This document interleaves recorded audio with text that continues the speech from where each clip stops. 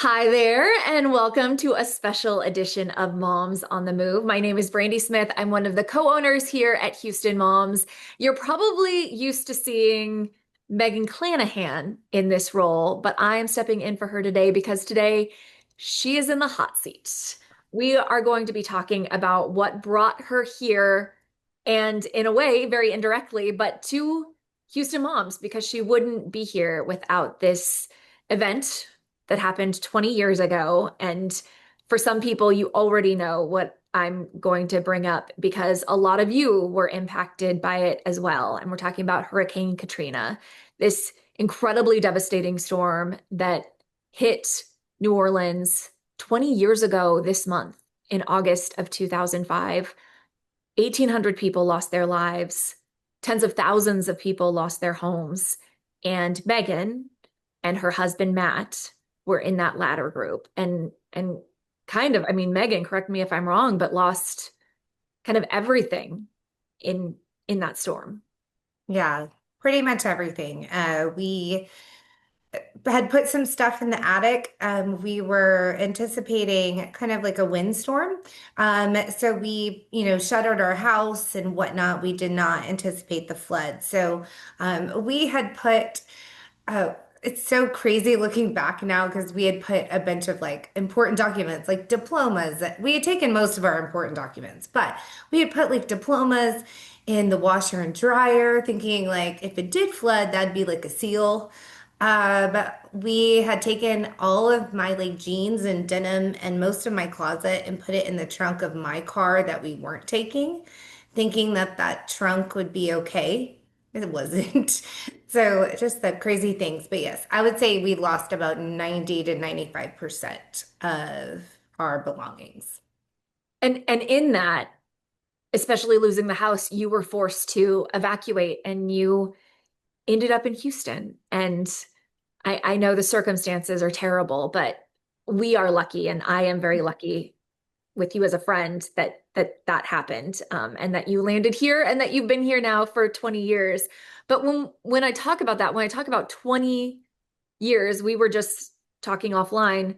You were only 25 when this storm hit. So what has it been like for you realizing that this milestone anniversary of this storm is coming up? 20 years. It's a whole lifetime. I mean, truly, and I feel like we've lived, I mean, it's a whole lifespan for some people. I mean, we have lived it. Um, I feel like I'm a 100% different person than I was back when I was 25.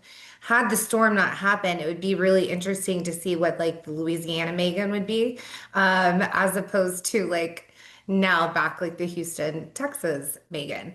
Um, but in that, and was there's just so many hidden blessings, right? Um, I was listening to Stephen Colbert the other day, and one of his favorite quotes of mine is, with living comes grief, comes tragedy, comes the thing you wish most would not have happened. But when that worst thing happens, it gives you such a perspective on life and it gives you such an empathy too, to be able to relate to others, to be able to share, to deepen those relationships and to have a greater, larger appreciation for your life. And I subscribe to that. And I think it made me a lot less self-centric. That was a really hard pill to swallow though at 25. Yeah, at 25, the world still very much generally revolves around you. I think it takes a few more years to open your eyes to the world around you and Yeah. that it doesn't revolve around you. No, my worldview was very small, and it was very Slidell, Louisiana is where we live, just north of New Orleans. Very much the if you watch any of like documentaries on Katrina and whatnot, like you hear about the storm surge and the levees breaking and all of that. Ours flooding was all storm surge from Lake Pontchartrain. Nothing could have stopped it. Like that was just what happened. And but we had like this sweet little life. Like we were newlyweds. We would go, I worked at a bank then. Can you even imagine? I was a banker. Um, and small town banker, and my husband had a job in New Orleans East as an engineer, and we would just go to work and come home. We'd work out, make little meals. I pretended I knew how to cook. We saved up every penny we could to buy like our little like duplex, and yeah, we didn't see this coming. And then to be fair, too, like I still mourn some of the things that I lost. There is one pair of gray Gap sweatpants that I cannot get over that I lost. They were like the perfect fitting sweatpants. They had a little flare to them, so now they're back in style again. I could be wearing those little gray Gap sweatpants, but um, you know, they're in a landfill somewhere.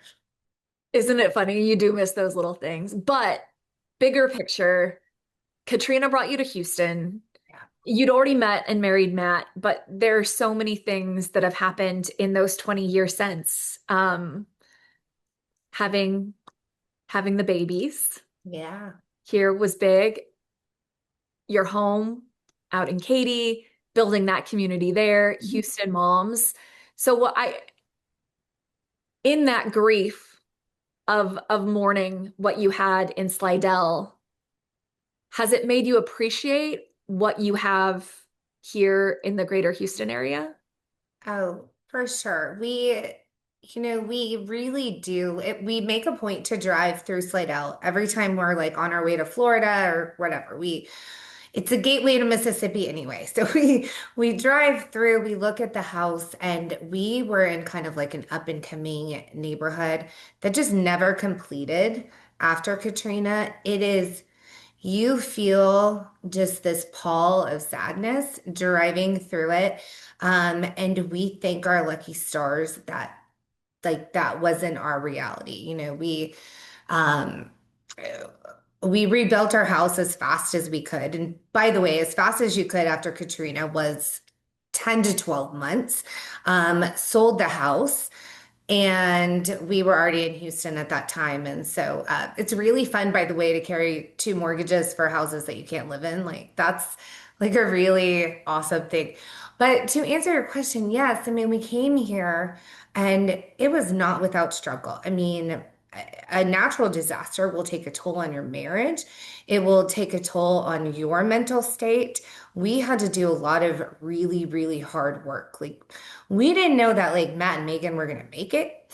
Um, we went to a lot of therapy. I had to go to a lot of therapy. I still am going to therapy for post-traumatic stress. But completed my EMDR, and so like I'm not as freaked out to like talk about it or watch things. Um, but we look at all the pieces. So like if we're looking at like a carpet and like the carpet's really pretty on top. When you look at the bottom and it's like all stitches and it's kind of messy and parts that are woven in, and it doesn't really make sense to how it makes like a beautiful kind of tapestry, if you will. Um, had the worst not happened, then my daughter, well, we had twins, we went through in vitro. We had the best access to medical care here to even go through in the in vitro process. My daughter was subsequently diagnosed with a congenital heart defect. Her life was very much in danger a handful of times when she was a baby. Had we not been in Houston with the Texas Medical Center and Texas Children specifically, I don't know what her outcome would have been. And that is not to knock on my friends and neighbors to Louisiana, but like I really felt like this is like the epicenter for where medical care happens. So how can I not be grateful for that? This is where we had a chance to have a family, to grow our family, to have our family alive. Like it's been the best situation for us. I know you've written about this in the past, but you've expressed appreciation for how Houstonians welcomed you and really embraced you and other folks who had to leave Louisiana after the storm. Can you go into that? I mean, reflecting on that, I feel like there's still that love. It was pretty amazing. We came here and everyone wanted to know our story. And, there may have been a little bit of like, woo, like they kind of want to like know like a cool story.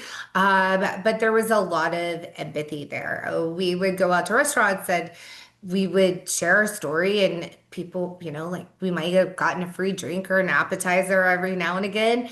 But mostly people just wanted to love us and they wanted to hear about it. But I think most of it is Houston wanted to help.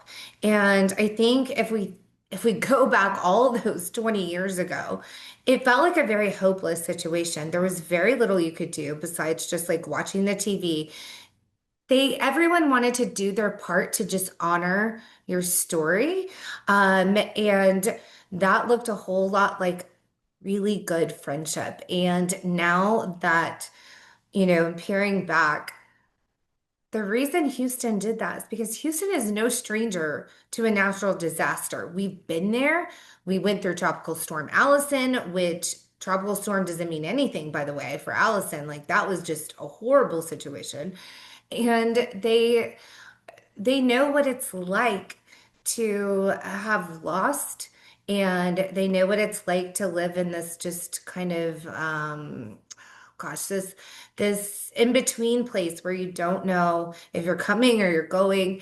And this is how Houston gives back. And we just love really, really big. And I think we've continued to do it well. I saw that for the first time during Harvey. Yeah. I had never seen an outpouring like that, and neighbors from here in the Houston area and beyond, just who wanted to help, who wanted to do something. And sometimes Mhm. that meant bringing food, sometimes that meant bringing a boat. Whatever it took, whatever they had, they were willing to give. And I think that's very similarly what made us decide that Houston was home. Um, Yeah. you have to go through that and kind of trauma bond almost Yeah. in a way to appreciate your neighbors and and what they bring and what you can bring to them. And it binds us together. And Texas and Louisiana, like especially Southeast Texas, we're so close. Like we can be over the Louisiana border in, 2 hours, 2.5 hours. And I think that's also where Houstonians just they realized how much it could have been their storm too. And it that was shocking to them that this could have been very much like a Houston shoot. Like we could have been all over the news then too. And then it's made this really special bond with Louisiana, which, by the way, it's still like my heart. Like New Orleans is still my heart city. I love going, I love visiting. I can tell you all the best places and restaurants and things to go to, but um, we support each other really well across the border. So anytime a storm is happening here, Louisiana is showing their support, a la Cajun Navy, anything that is happening there. We're sending our people, we're sending tons of food. There's now what I love in Houston, such an eclectic, I think it's really enhanced like the food atmosphere. You and I like are, we like to Oh eat. yeah. And there have been so many influences. We already had kind of a Cajun influence, but there's been even more of just adding to this, beautiful city that so many, different backgrounds and ethnicities and whatnot call home.